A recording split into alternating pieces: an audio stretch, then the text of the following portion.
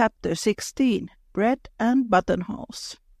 "What in the world is my girl thinking about all alone here, with such a solemn face?" asked Dr. Alec, coming into the study one November day to find Rose sitting there with folded hands and a very thoughtful aspect.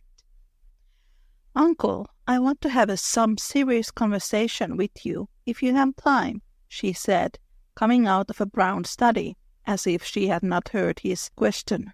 "I am entirely at your service, and most happy to listen," he answered in his politest manner, for when Rose put on her womanly little airs, he always treated her with a playful sort of respect that pleased her very much. Now, as he sat down beside her, she said, very soberly, "I have been trying to decide what trade I would learn, and I want you to advise me."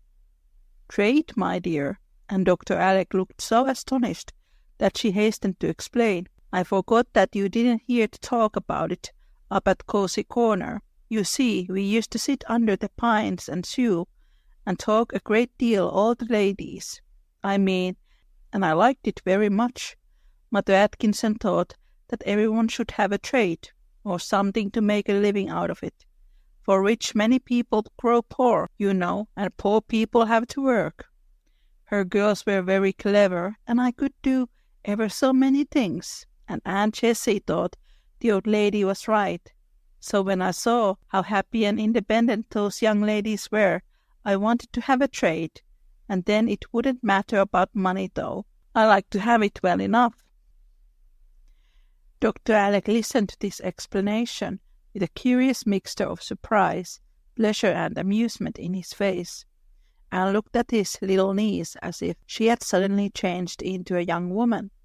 She had grown a good deal in the last 6 months, and an amount of thinking had gone on in that young head which would have astonished him greatly could he have known it all, for Rose was one of the children who observe and meditate much, and now and then nonplus their friends by a wise or curious remark. "I quite agree with the ladies, and shall be glad to help you decide on something if I can," said Doctor seriously. "What do you incline to? A natural taste or talent is a great help in choosing, you know." "I haven't any talent or any especial taste that I can see, and that is why I cannot decide, uncle.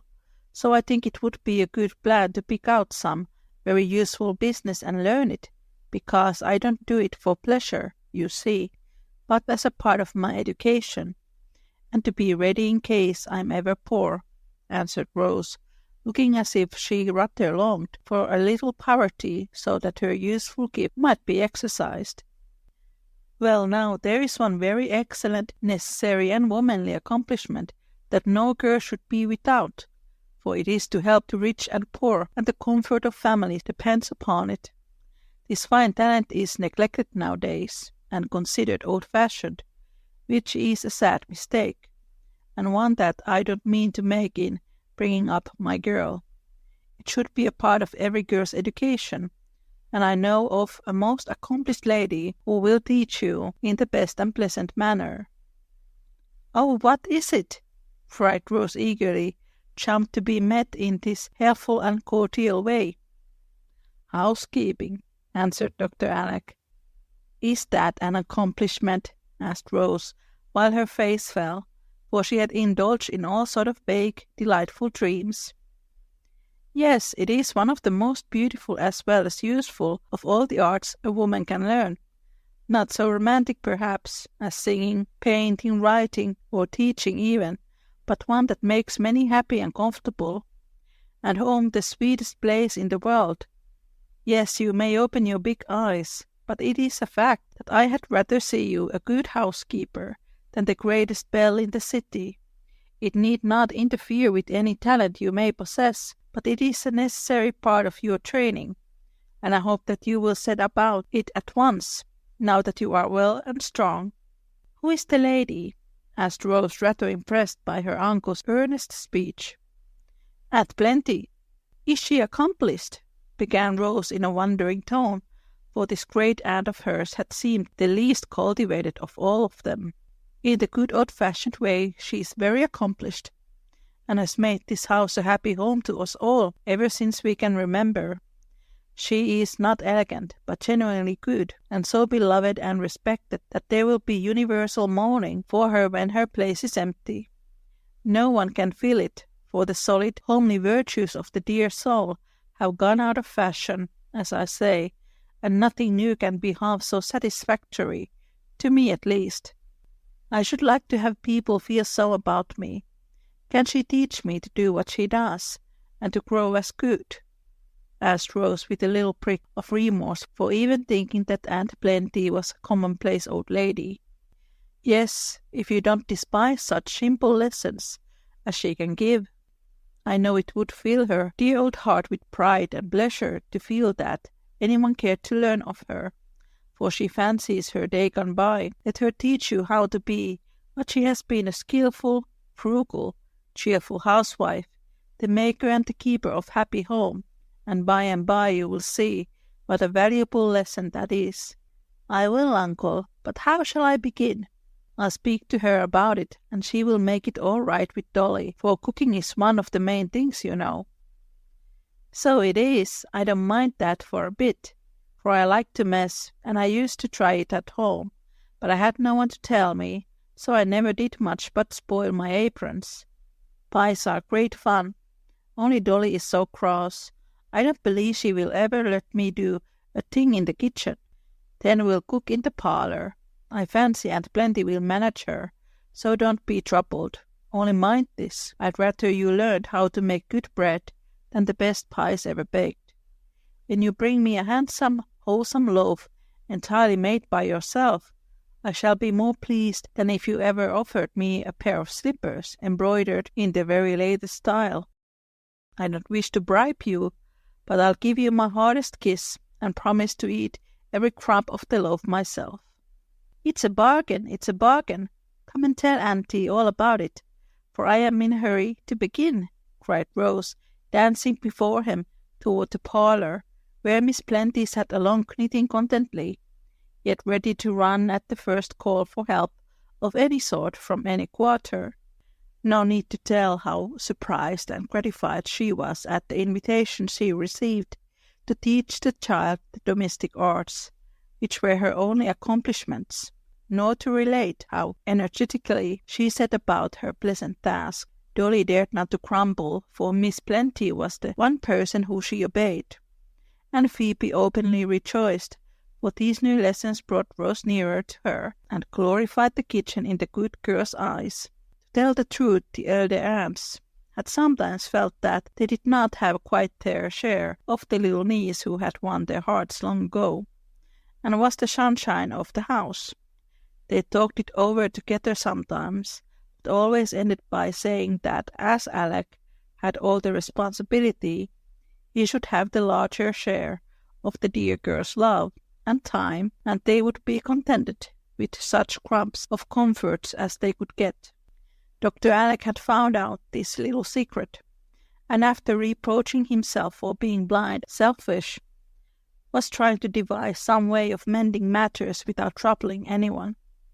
When Rose's new whim suggested an excellent method of weaning her little from himself, he did not know how fond he was of her till he gave her up to the new teacher, and often could not resist peeping in at the door to see how she got on, or stealing sly looks through the slide when she was deep in dough, or listening intently to some impressive lecture from Aunt Plenty. They caught him at it now and then and ordered him off the premises at the point of the rolling pin, or, if unusually successful and therefore in a milder mood, they lured him away with bribes of gingerbread, a stray pickle, or a tart that was not quite symmetrical enough to suit their critical eyes. Of course he made a point of partaking copiously of all the delectable messes that now appeared at table, for both the cooks were on their mettle, and he fared every day, but an especial relish was given to any dish when, in reply to his honest praise of it, Rose coloured up with innocent pride and said modestly, "Hello, friends. It is Niina from the Little Woman podcast. Just to let you all know that the Little Woman podcast episode transcripts are now available as books. You can find them as paperbacks and ebooks. They are wonderful reading for all the fans of Louisa May Alcott. You can find all the links from the description. And now, back to the show. I made that, Uncle, and I'm glad you like it. It was some time before the perfect loaf appeared, for bread making is an art not easily learned, and Aunt Plenty was very thorough in her teachings. So Rose studied yeast first, and through various stages of cake and biscuit came, at last, to the crowning glory of handsome, wholesome loaf. It appeared at tea time on a silver salver, proudly borne in by Phoebe, who could not refrain from whispering, with a beaming face, as she set it down before Dr. Alec, "Ain't it just lovely, sir?" "It is a regularly splendid loaf. Did my girl make it all herself?" he asked, surveying the shapely, sweet-smelling object with real interest and pleasure. "Every particle herself, and never asked a bit of help or advice from anyone," answered Aunt Plenty, folding her hands with an air of unmitigated satisfaction, for her pupil certainly did her great credit. "I've had so many failures and troubles that I really thought I never should be able to do it alone. Dolly let one splendid batch burn up because I forgot it. She was there and smelt it, but never did a thing, for she said, when I undertook to bake bread, I must give my whole mind to it. Wasn't it hard? She might have caught me at least," said Rose, recollecting, with a sigh, the anguish of that moment. "She meant you should learn by experience, as Rosamond did in that little affair of the purple jar, you remember. I always thought it very unfair in her mother not to warn the poor thing a little bit, and she was regularly mean when Rosamond asked for a bowl to put the purple stuff in, and she said in such a provoking way, 'I did not agree to lend you a bowl, but I will, my dear.' Ugh! I always want to shake that hateful woman, though she was a moral mamma." "Never mind her now, but tell me all about my loaf," said Dr. Alec, much amused at Rose's burst of indignation. "There's nothing to tell, Uncle, except that I did my best, gave my mind to it, and sat watching over it all the while it was in the oven, till I was quite baked myself. Everything went right this time, and it came out nice, round, crusty loaf as you see. Now taste it and tell me if it is good as well as handsome." "Must I cut it? Can I put it under a glass cover and keep it in the parlor, as they do wax flowers and fine artworks of that sort?" "What an idea, Uncle! It would mold and be spoiled. Besides, people would laugh at us and make fun of my old-fashioned accomplishments. You promised to eat it, and you must, not all at once, but as soon as you can, so I can make you some more." Dr. Alec solemnly cut off his favorite crusty slice and solemnly ate it, then wiped his lips and, brushing back Rose's hair, solemnly kissed her on the forehead, saying heartily, "My dear, it is perfect bread, and you are an honor to your teacher. When we have our model school, I shall offer a prize for the best bread, and you will get it."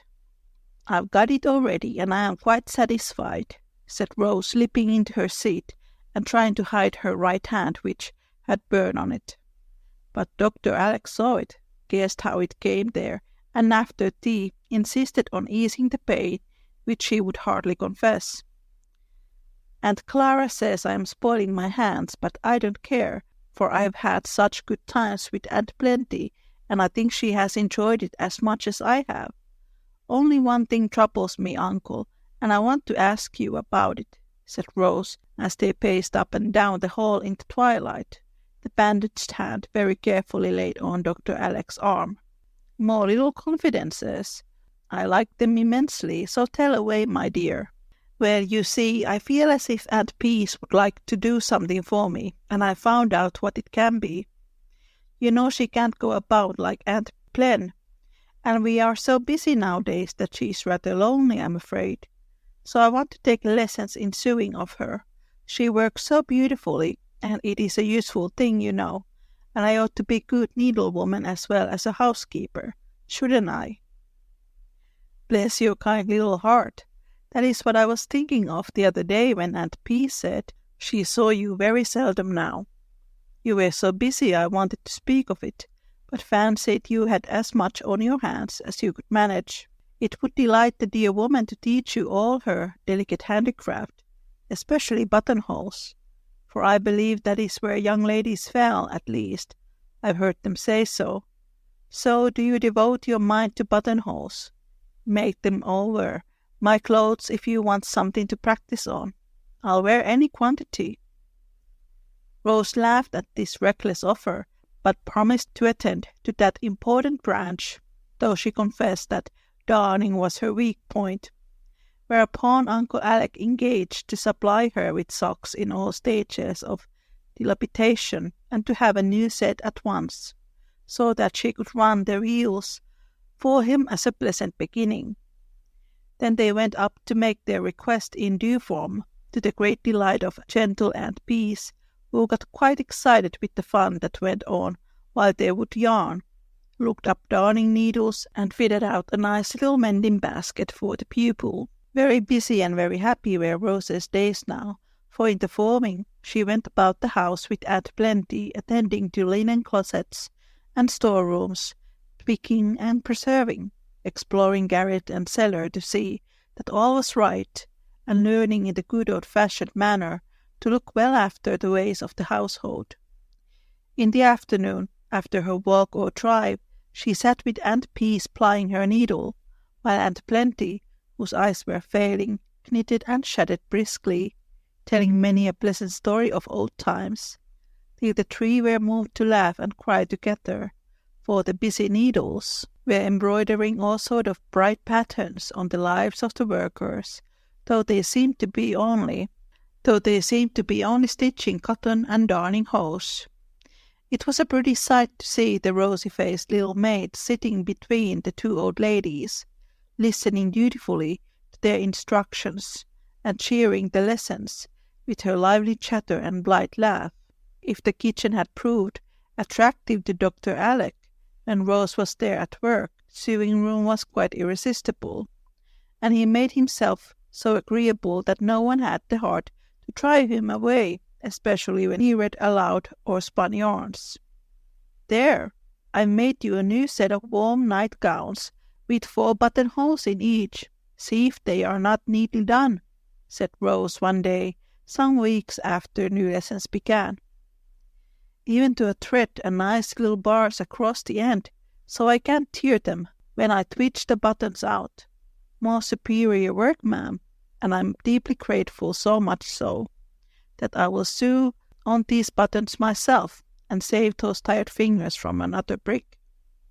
"You sew them on?" cried Rose, with her eyes wide open in amazement. "Wait a bit till I get my sewing tackle, and then you shall see what I can do." "Can he really?" asked Rose of Aunt Peace, as Uncle Alec marched off with a comical air of importance. "Oh yes, I taught him years ago, before he went to the sea, and I suppose he has had to do things for himself, more or less, ever since, so he has kept his hand in." He evidently had, for he was soon back with a funny little work-bag, out of which he produced a thimble without a top, and having threaded his needle, he proceeded to sew on the buttons so handily that Rose was much impressed and amused. "I wonder if there is anything in the world that you cannot do," she said in a tone of respectful admiration. "There are 1 or 2 things that I am not up to yet," he answered with a laugh in the corner of his eye, as he waxed his thread with a flourish. "I should like to know what." "Bread and buttonholes, ma'am."